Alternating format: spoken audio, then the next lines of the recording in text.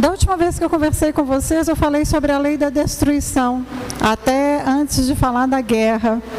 E eu falei que eu ia deixar a guerra para a gente falar hoje. Vou conversar com vocês o seguinte, gente, vou confessar, né?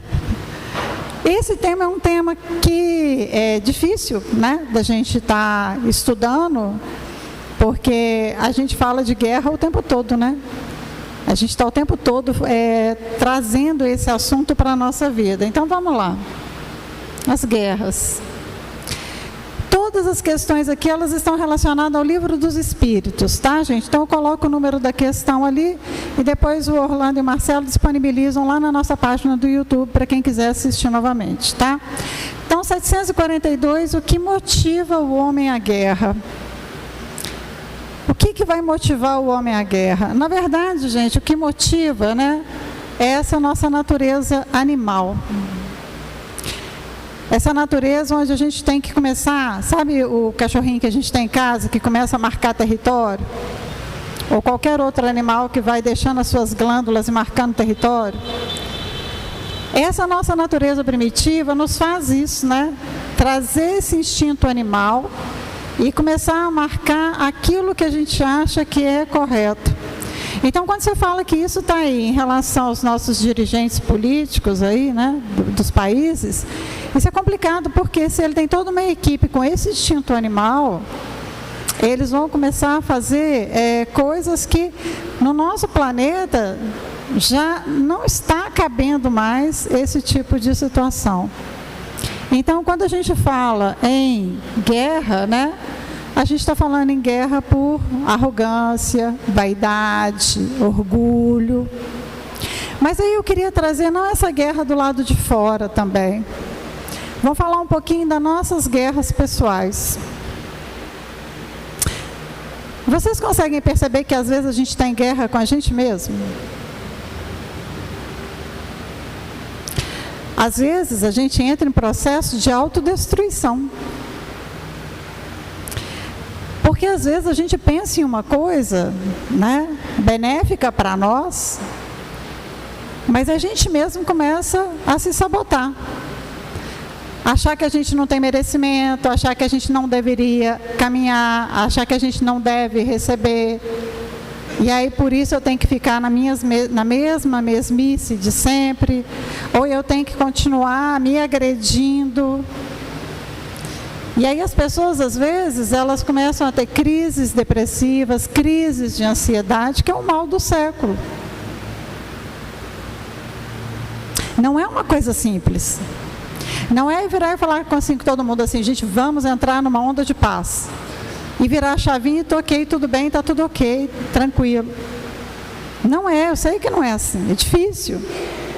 Quando a gente está com um problema, aquele problema não nos abandona. E às vezes a gente fica assim, eu vou largar de parar de pensar nessa situação, mas eu não consigo. Eu continuo matutando aquela mesma situação e aquilo ali não digere, aquilo começa a me fazer mal. Isso acontece, são as nossas guerras, é o nosso bem e o nosso mal dentro da gente. É quando eu penso que eu quero evoluir, mas ainda existe, Jesus sabia, ainda existe o mal em nós. E esse mal, às vezes, não é de fazer o mal ao outro, é fazer o mal a nós mesmos.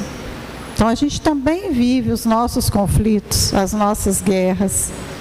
E aí a gente precisa, claro que eu preciso pensar e fazer as orações para todos aqueles países que estão em guerra, que não é só lá Israel e o Hamas, não é só a Ucrânia e a União Soviética, são vários países com as suas guerras, inclusive guerras civis, né? Eu tenho que fazer oração? Tenho. Eu tenho que fazer minha parte, ajudar a espiritualidade, a auxiliar o próximo? Tenho que fazer isso sim. É um dever que a gente tem de ajudar os espíritos na seara de Jesus. Porque quando a gente está aqui, é porque a gente está na seara de Jesus, a gente está buscando a seara de Jesus. A gente não está buscando o mal, a gente está buscando Deus. Não é? Então a gente tem que fazer essa parte, mas não adianta eu só fazer essa parte se eu não pensar que eu preciso resolver as minhas guerras interiores, os meus conflitos íntimos. Concordam comigo? Se eu não conseguir resolver o que está em mim, como que eu vou resolver o que está lá do outro lado do planeta? Eu posso ajudar, mas isso começa em mim. E é difícil, não faço não. Eu sei que é difícil. Mas quando a gente está vivendo isso, o Divaldo Franco fala assim, quando a gente está numa situação em que a gente não consegue sair da situação, de pensar em um problema, e ele começa a acompanhar a gente, igual campo magnético, sabe o imã, quando prega, né? Tem problema que parece que prega na gente, né? Quando eu não consigo sair, isso é campo magnético, né? O imã também é um campo magnético. Então eu tenho que começar a buscar o quê? Eu tenho que começar a decidir que esse padrão vai mudar. Falar, Ana Flávia, isso é difícil. Não é fácil não. Mas eu tenho que começar a fazer oração? Sim, para aquele que está lá fora. Mas eu tenho que começar a fazer oração e pedir a espiritualidade para me ajudar, para me auxiliar a mudar o meu padrão mental, para que eu comece a entrar em paz. Porque todo mundo aqui, o que a gente mais deseja é paz. Porque se a gente está bem financeiramente, a gente está em paz. Se a gente está bem na saúde, a gente está em paz. Então todo mundo aqui está desejando paz. Não é? Então a gente tem que começar a resolver o que está em nós, né? E aí eles falam assim, da face da terra, algum dia a guerra vai desaparecer? Será que desaparece a guerra? Vai desaparecer sim, os espíritos falam com a gente, vai desaparecer no dia que o planeta mudar o seu padrão vibratório e a gente entrar em uma era que não seja mais necessária essa guerra. Mas quando que a gente vai entrar nesse padrão? Quando a gente resolver o quê? Que a gente pode ter paz, que cada um de nós pode ter paz, porque a gente muda o padrão vibratório do planeta, né? Na 744 fala assim, qual foi o objetivo da providência tornando a guerra necessária? Porque lá no livro dos Espíritos fala assim, há determinados momentos em que a guerra é necessária. Gente, olha, quando eu fui estudar isso, eu falei assim, como assim? Como assim? Que uma guerra tem que ser necessária? Por quê? Porque às vezes a gente tem que aprender através da dor, né? Porque às vezes é necessário a gente desconstruir tudo para reconstruir. E aí eu comecei a fazer uma analogia com a nossa vida. Às vezes a gente tem um padrão e a gente está seguindo num fluxo em que a gente acha que está tudo bacana, mas que aquilo ali desmorona. E quando desmorona e a gente vai lá no chão, e que a gente acha que a gente está muito no chão, às vezes a gente cai mais um bocado. Mas a gente bate o pé e volta.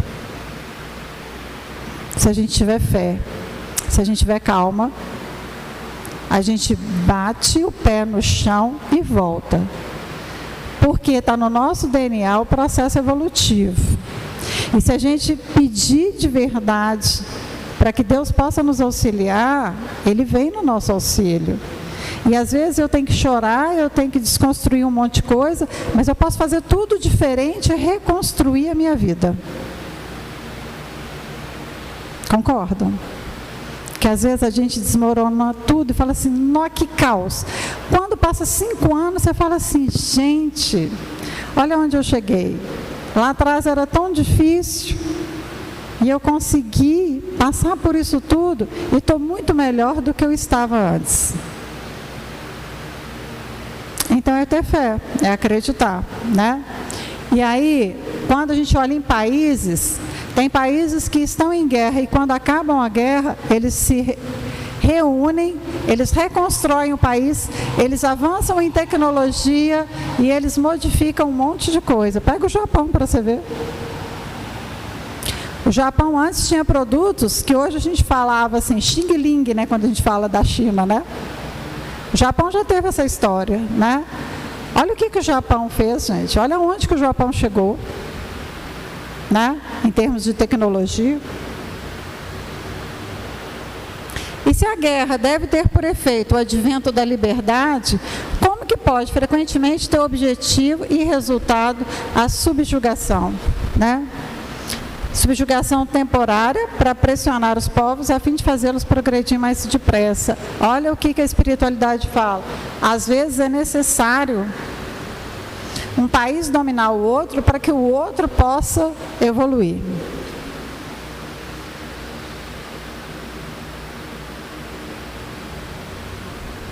Não é fácil, né?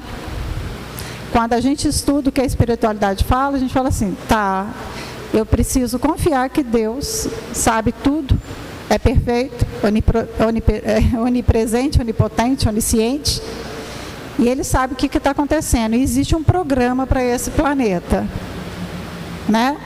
Para eu acreditar que os países, sim, depois eles podem alcançar a sua liberdade. Então, o que deve se pensar daquele que suscita a guerra para proveito seu? Gente, olha, vamos combinar? Tem um monte de gente que faz um monte de guerra para ter o seu próprio proveito, né? Então, vamos pensar assim, o cara que vende arma, ele quer a paz ou a guerra? A guerra. Ele vai lucrar. Ele só não sabe que aquele dinheiro que ele vai receber não tem nada de valor no plano espiritual. E ele vai assumir compromissos terríveis. E ele não sei se ele foi avisado, e provavelmente que não, que essa está sendo praticamente a nossa última chance de manter neste planeta ou ir para um outro planeta que nos cabe no nosso padrão magnético. Ou a gente evolui com esse planeta, ou a gente vai para um planeta no mesmo padrão do campo magnético, que tem vários espíritos que já estão sendo convidados a se retirar do planeta. Né? Então tem essas questões. Então ele vai responder por isso? Vai. Aí tá, eu vou falar assim, então em relação à nossa vida ali, o cotidiano, tem gente que faz muita guerra para a nossa vida. Você está em paz e tem gente que vai lá e começa a atiçar o outro para criar um conflito que você não sabe nem por que aquele conflito foi criado, e vai amarrando um conflito ao redor de você. Quando você vê, você está num emaranhado que você não sabe nem o que você está fazendo ali. Essas pessoas vão responder ao Pai? Vão responder. E o que o Pai fala com a gente? Calma e fé. Tudo vai se resolver. Se você não consegue resolver o outro, traga a calma e a fé para a sua vida, respira, confia que vai dar certo. Né? E os assassinatos que acontecem durante a guerra? E aí? Como é que fica? Quem é responsável? O cara está lá, vestiu um uniforme, ele é obrigado a ter uma arma, ir lá e invadir, matar e fazer acontecer. Ele tem tanta culpa assim? Não foi ele que falou que a guerra tinha que acontecer. A espiritualidade fala para nós que, olha, quando ele está numa situação em que ele está defendendo um território, isso pode acontecer nas guerras e nos conflitos armados? Pode. Quando ele está defendendo a própria vida. A própria vida. Mas e se ele cometer crueldade? Ele vai ser responsabilizado. Porque crueldade é uma das coisas mais animalescas que pode existir. Ser cruel. E tem muita gente cruel. Não é só em guerra, não. Tem muita gente cruel. E tem gente que é cruel com ele mesmo. Vocês vão falar, não, Ana Flávia, isso não existe. Tem gente que não se dá um minuto de sossego. Tem gente que a mente não para. Tem gente que só trabalha e nem dorme. Tem gente que nem lembra que tem que beber água, que tem que comer, que tem que fazer uma atividade física, que tem que passear, que tem que se divertir, que tem que viver, que tem que respirar, que tem que pôr o pé no chão.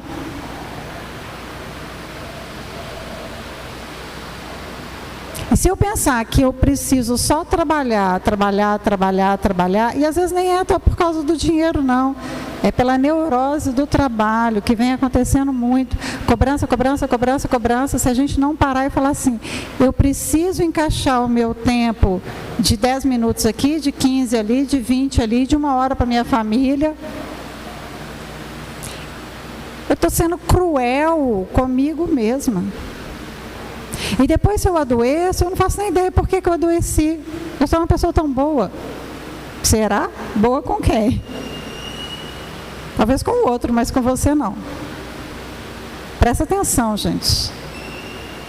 E quando eu falo presta atenção, gente, estou falando para mim também. Eu estou falando para mim também. Tá? Que eu brigo muito comigo mesmo para poder tentar ajustar tudo isso que eu estou falando com vocês, que parece ser fácil, que não é. Né? A crueldade, acabei de falar, e o duelo. O duelo pode ser considerado uma legítima defesa? Gente, com certeza que não. Duelo é algo programado. Antigamente, a gente via um monte de filme, né? O cara chegava lá, aconteceu alguma coisa, ele ia salvar ali a honra dele e chamava um cara para um duelo e ali a coisa acontecia, não era? Duelo é coisa programada. Eu sei o que eu estou fazendo, eu tenho consciência do que eu estou fazendo e eu estou pensando naquilo que eu estou fazendo porque o negócio é programado para depois. E aí vão trazer para a nossa vida. E o duelo de torcida de futebol? É programado? Muitas vezes infelizmente, nas redes sociais. Vão ser responsabilizados em relação a isso? Vão. Até porque hoje todo mundo tem, vou falar no nosso plano físico, né? Todo mundo tem celular, todo mundo filma, todo mundo mostra, todo mundo posta, né? Todo mundo é responsabilizado hoje em dia. Mas e no campo espiritual, vai ser responsabilizado? Vai. Porque ali você vai ter tanto ato de homicídio quanto ato de suicídio. Né? Você organizou para estar ali naquele momento. E a espiritualidade nos chama atenção para isso. Né? Nos chama atenção. Que valor tem o chamado ponto de honra? Orgulho e vaidade. Né? Orgulho e vaidade. Dupla chaga da humanidade. Né? Tem um filme que eu acho tão bonito, chama Orgulho e Preconceito. Né? Olha lá, gente, né? Ali eu coloquei a imagem só para a gente colocar o que a gente fala em relação a isso, né? A última situação que a gente teve aí foi do Brasil com a Argentina, né? Como eu não ia colocar rosto de ninguém, eu coloquei só essa daí, só para chamar a atenção. Pena de morte. A gente teve um tempo aqui nesse país que eu ouvia muita gente defendendo pena de morte. E quando eu falava, gente, pena de morte, uma coisa complicada, algumas pessoas falam assim, eu queria ver se fosse com a sua família, se você ia ser a favor ou não da pena de morte. Não sou Deus. Não vou ser responsável pela vida do outro. Tem que ser responsabilizado, tem que ir para a cadeia, tem que cumprir ali a questão social, tem. Mas a pena de morte é algo complicado, que é eu querer ser Deus. E o Kardec foi tão interessante na pergunta dele, que ele fala assim, vai desaparecer algum dia da legislação humana a pena de morte? Se o planeta vai desenvolver, vai desaparecer. Vai desaparecer. Porque vai chegar num ponto que a gente não vai ter esse tipo de julgamento e não vai ter atrocidades necessárias para a pena de morte. Porque quando eu defendo pena de morte, eu tenho que pensar assim, ok, se tivesse pena de morte, mas fosse uma questão política. Aí você fala assim, não, mas a pena de morte devia ser só para crimes hediondos. Pena de morte é pena de morte. Se eu não sou a favor em uma situação, eu não sou a favor de nenhuma delas. Né? Porque a gente não é Deus. Quem define sobre a vida é Deus, né? E a lei da conservação dá ao homem o direito de preservar a vida. Beleza, dá o direito de preservar a vida. não usará ele desse direito quando ele elimina da sociedade um membro perigoso? Se eu estou defendendo a vida e o cara é um assassino em série, eu não estou poupando milhares, centenas, dezenas de vidas, exterminando todos os que são serial killer?